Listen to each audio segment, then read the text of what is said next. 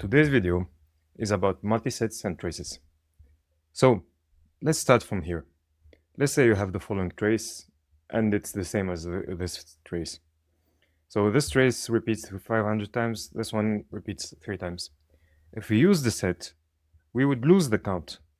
We would just know that the following trace, which of course is the same as this one, is just present. And that's a problem. Let's have a quick reminder of the previous video. So we have discussed what was an event as here. And many events, actually normally you'd even find millions of rows, will make a trace. And over a whole log, we are gonna make a decision about what is our case. So what is our case? And that case will allocate the case ID. So that decision of what is the case will give a case ID to our events. From here we start with a log, with a normal log. The idea is very simple. So we keep the following elements. So we have our case ID, as here you can see, and we can build our trace. Here we say S is in A star. What is A? What is A star? So this is something that we're gonna have to explain slowly. A is what we call a dictionary. So a dictionary is all the elements that are present. So A is a set, and here it would be create, approve. I'm just gonna write app here. So let's say we had, I don't know, check in our like here, if we had check in our dictionary, we would have an extra element, but we don't have check. So in a way, a dictionary is all the elements that are possible for us to have, or we could create a sequence from. So I'll just close it from here. So this is A. And A star are all the finite sequences that will be produced. So this is different. So A star is on its own, is all the finite sequences that could be created from this dictionary. Meaning that, for example, the empty sequence, create on its own. So if we go, we just create, we just have create, or create and then ship, or ship and then create. All of these are possible sequences. Now, we need to understand, in a sequence, order is important and the count is important. So if you look here, create, approve, ship is different than create, ship, approve. So these two are two different sequences. So basically, this is where we land.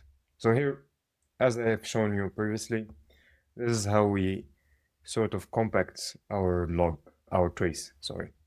So here we have, for example, the happy path. Create, approve, ship. So this one, that's the happy path. And you have 50 instances of it. We have the create, reject, and this represents a rejection of our order. And finally, the return and ship instance. And we have the different counts.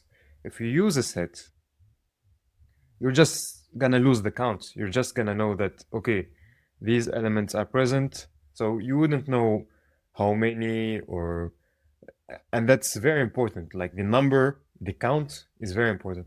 That's why we use this data structure. And that's a bag or a multiset.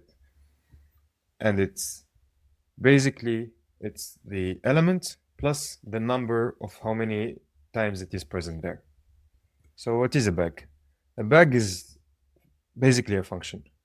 A bag or multiset is basically a function. So you're mapping an element to a count. So let's look here. For example, here we are writing x3. So here, x3, y2, and z. Basically, we're just mapping the x to the 3, y to the 2, z to 1. It's as simple as that.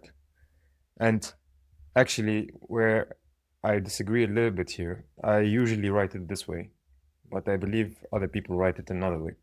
We just write it x 2.3, y 2, and then z 2.1. That's how you would write it. Here we said a bag is simply a counter, of course. So now to join all of these ideas together, we have L in B of A star. So this is clean star. We have already discussed what is A star. And L is our log. And in here is the belongs to mathematical sign.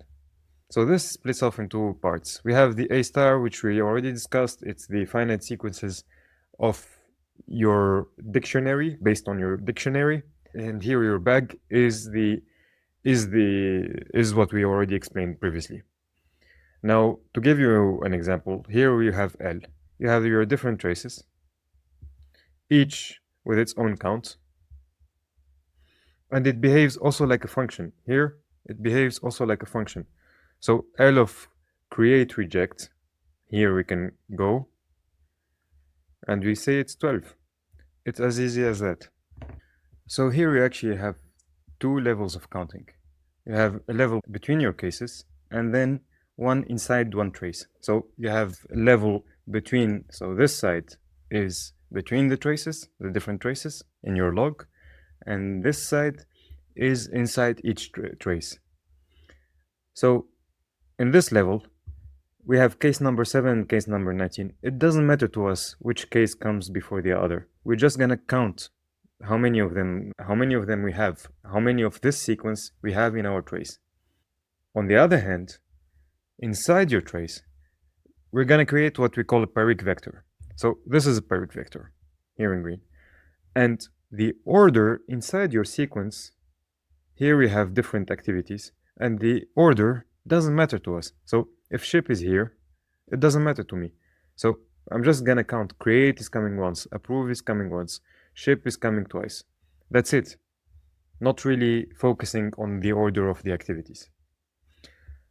So you always need to have these two levels of counting coming from one side and then the other that's a bit reversed. And it's not really a set, so it's not a set, it's not a list. The type is B of A star. So it's a bag of all the finite sequences, of all the possible finite sequences. So now, what's nice about all of this? So it's the determinism of process mining that creates its value. So let's look here. Here we have a variant and it has its multiplicities. So 50, 12, 4, no problem. And we have our directly follow graphs. And that's nice. And that's something that LLMs cannot truly find on their own. At least the effort that they would need to have to go through to ingest all of that data. You could do that with knowledge graphs, but you could actually do it in a more rigorous way with process mining. And finally, if you want to calculate the trace fitness, so this is something that's related to Petri nets. We will talk about this later, but I just want to give you a sort of preview.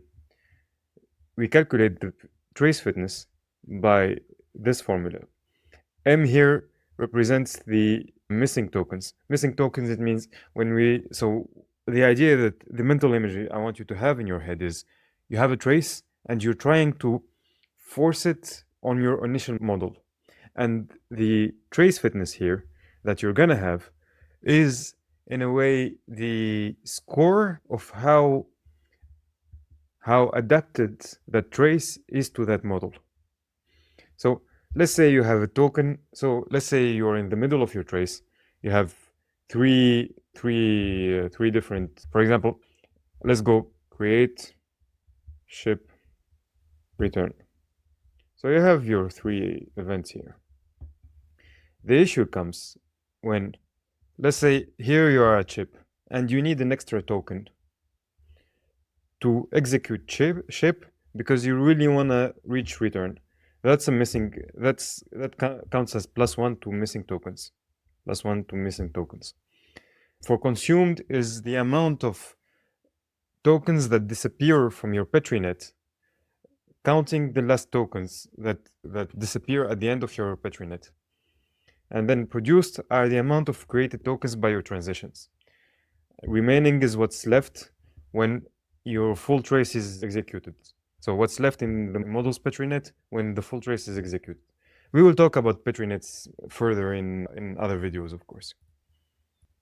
So from the full video, what to remember? Our log is not set. It's not a list too. It's a bag. It's a bag of traces. The order doesn't matter between one trace and the other. It's the count that matters. And this is a very foundational idea. If you liked the video, please like and subscribe and follow me on LinkedIn.